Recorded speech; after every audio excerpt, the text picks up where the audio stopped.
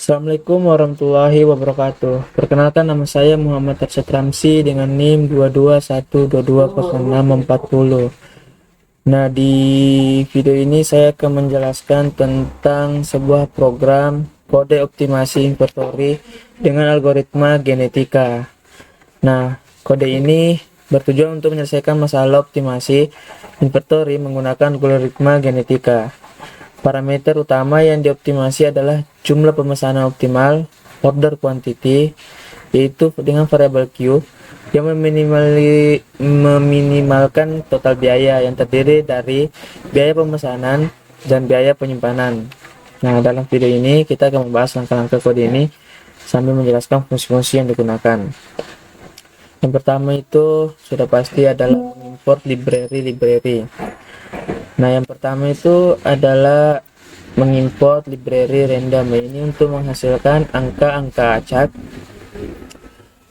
acak yang akan digunakan dalam proses evaluasi seperti inisialisasi populasi dan operator mutasi. Nah, kemudian yang kedua itu adalah from depth import base character. Nah, ini digunakan untuk digunakan untuk mengatur program selanjutnya gitu, dimana import base ini berfungsi untuk menjadi kelas dasar untuk membangun komponen algoritma evaluasi seperti individu, populasi, dan juga operator. Kemudian di bagian kreator ini itu memungkinkan pembuatan tipe data custom seperti individu dengan atribut tambahan seperti nilai fitness. Kemudian tools berisi fungsi-fungsi penting untuk algoritma dan evaluasi.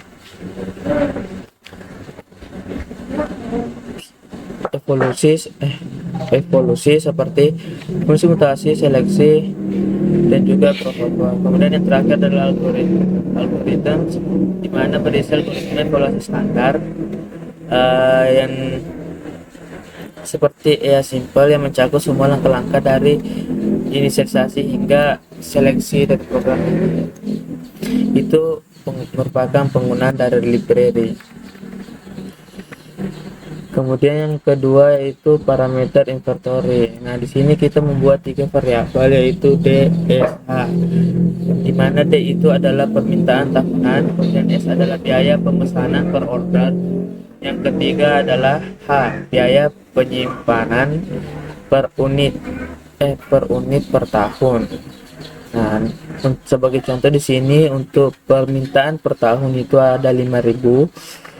Kemudian biaya pemesanan per order itu adalah 100.000. Kemudian biaya penyimpanan per unit selama per tahun itu adalah 50. Nah,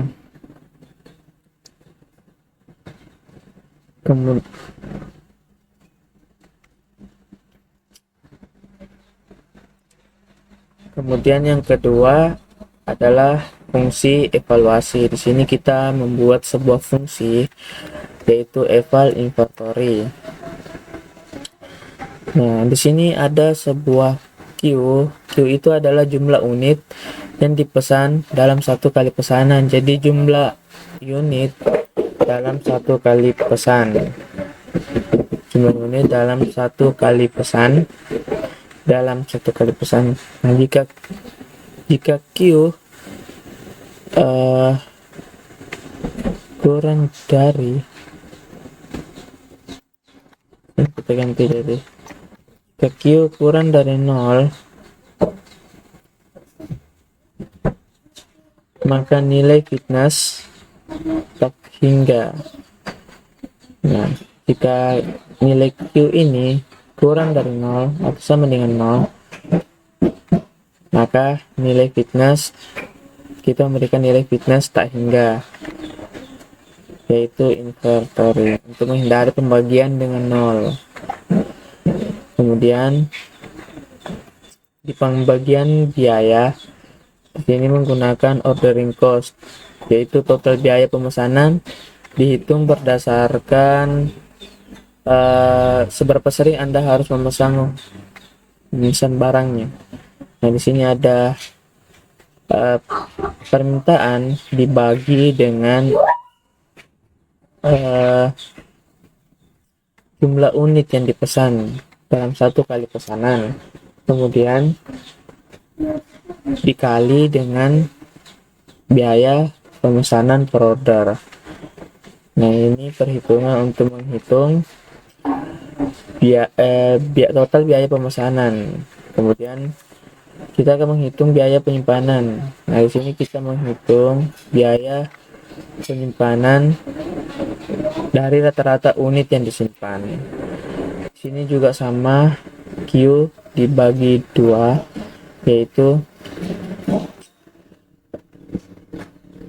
jumlah unit yang dipesan dibagi 2 dikali biaya per unit per tahun. Kemudian hasilnya nanti di total dengan menjumlahkan kedua biaya pemesanan dan biaya penyimpanan. Nah, yang ketiga itu mendefinisikan tipe individu dan populasinya. Nah, di sini kita menggunakan dua, yaitu fitness mean dan individual, di mana fitness mean itu untuk mendefinisikan bahwa kita ingin meminimalkan nilai fitness. Dalam konteks ini kita ingin biaya serendah mungkin. Nah, kemudian di bagian individual, membuat struktur data individu sebagai list yang mempresentasikan solusi, yaitu nilai Q. Ini program untuk mendefinisikan tipe individu dan populasinya.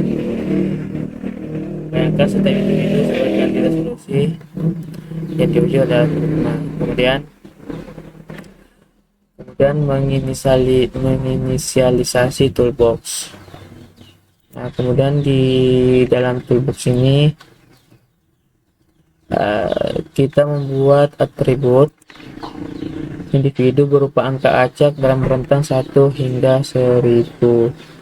Nah, kita membuat angka acak dengan library random tadi, kemudian dengan range angka 1 sampai 1000, batasan jumlah pesanan antara 1 hingga 1000 unit. Kemudian di bagian toolbox individual, kita membentuk individu dengan satu atribut, yaitu nilai Q. Kemudian di bagian population, kita membentuk populasi yang terdiri dari banyak individu.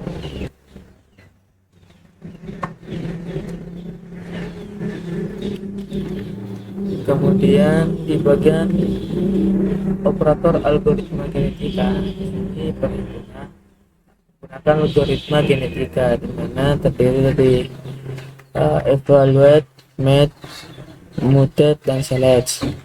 Nah, untuk evaluate itu berguna untuk menghubungkan fungsi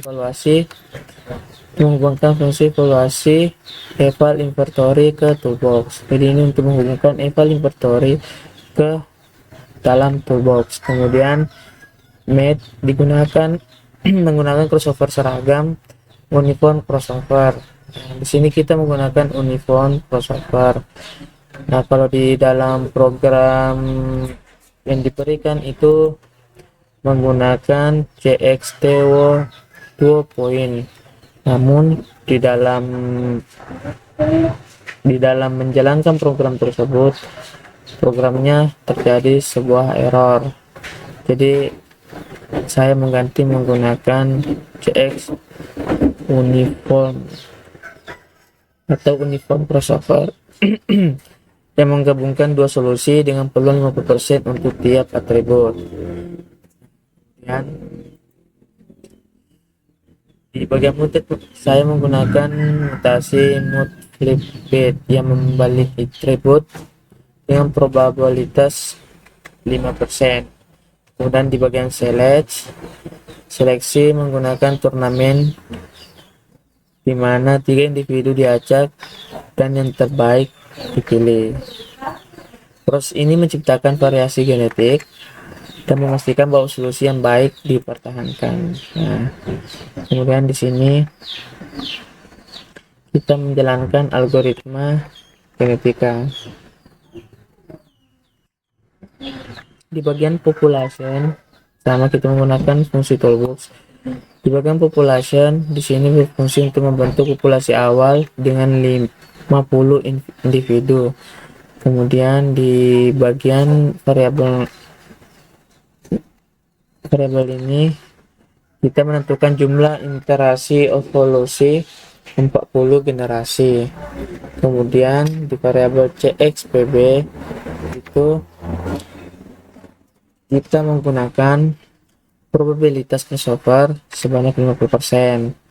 Kemudian probabilitas mutasi adalah 20%. Kemudian algoritma simple, yaitu untuk menjalankan algoritma genetika menghasilkan populasi baru setiap generasi sambil mencatat proses evolusi. Jadi variabel yang ada di atas sini kita masukkan ke dalam sini dengan tujuan untuk menjalankan algoritma genetika menghasilkan populasi baru setiap generasi sambil mencatat proses evolusi. Jadi setiap generasi menciptakan individu baru, mengevaluasi mereka dan memilih solusi terbaik untuk generasi berikutnya. Nah, di sini sudah ada hasil di mana ini merupakan hasil dari populasinya, hasil dari perhitungan algoritma. Kemudian yang terakhir yaitu kita menentukan solusi terbaik atau individu terbaik. Nah, di sini ada tools individual, kita membuat variabel itu, kemudian kita menggunakan tools lagi CLPS population. Nah, tools CLPS itu berfungsi untuk memilih individu terbaik dari populasi terakhir berdasarkan nilai fitness terendah. Jadi dia memilih sebuah individu terbaik dari populasi terakhir berdasarkan nilai fitness yang terendah. Kemudian outputnya yaitu menampilkan solusi terbaik.